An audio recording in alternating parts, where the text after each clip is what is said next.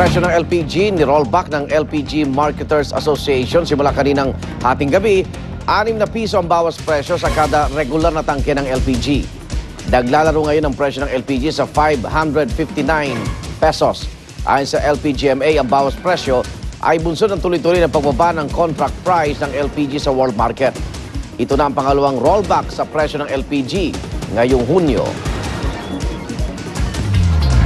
Sa ibang balita, Bulkang Taal, mahigpit ng binabantayan ng PHIVOLCS. Yan ay matapos itong iakyat sa Alert Level 2 dahil sa tumitinding volcanic activity. Narito ang aking report. 33 beses na ang naitalang pagsabog ng Taal Volcano, pinakahuli noong 1977 pa. Pero mula noon, namomonitor na ng PHIVOLCS ang mayat-mayang pagpapakita ng senyales ng posibleng pagputok nito. Mula November 2005, nasa Alert Level 1 ang bulkan. Ibig sabihin, may mga pagbabago sa seismic activity sa paligid. May namomonitor ding paglindol. Itinaas ang status ng bulkan sa Alert Level 2 matapos mamonitor ang madalas na paglindol at paggalaw ng lupa sa paligid ng bulkan. Mas uminit na tubig sa Taal Lake at gumagalaw na magma.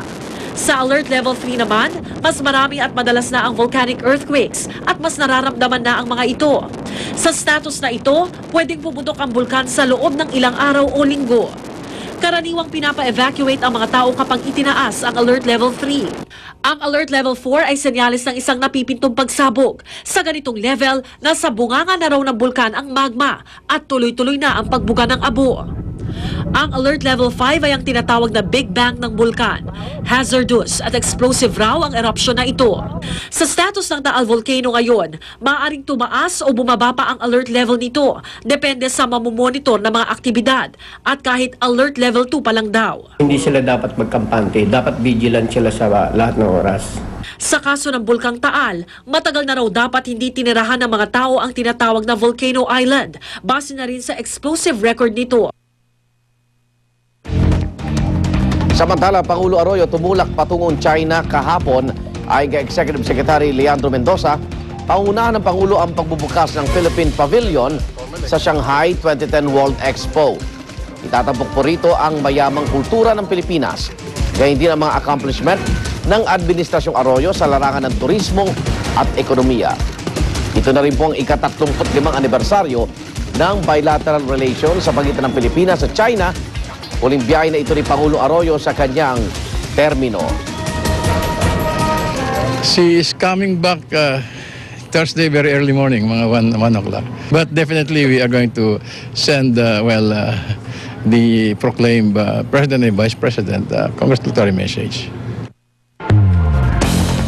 Fashion designer na si JC Buendia napili ni incoming President Noynoy Aquino na magdisenyo ng kanyang work clothes para magsimula na siyang magtrabaho sa palasyo. Ayon kay JC, kabisado niya ang fashion style ng senador. Palagi lang daw simple ang gusto ni Aquino pagdating sa kanyang mga damit. Kaya ang naiisip niyang work clothes para sa susunod na Pangulo ay yung mas madadalian siyang kumilos. Mga short sleeves na hindi mo na kailangang i-tuck in. Yung parang ano ba, yung parang Havana shirts.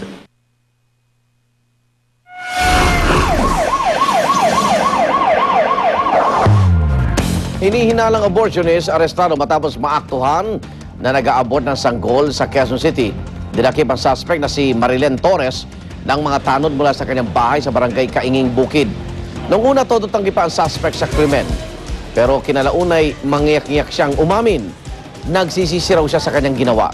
Bukod sa 22 anyos na dalagang inabutan ng mga otoridad, nakuha rin sa bahay ang mga balat ng isang gamot na kilalang pampalaglag ng sanggol.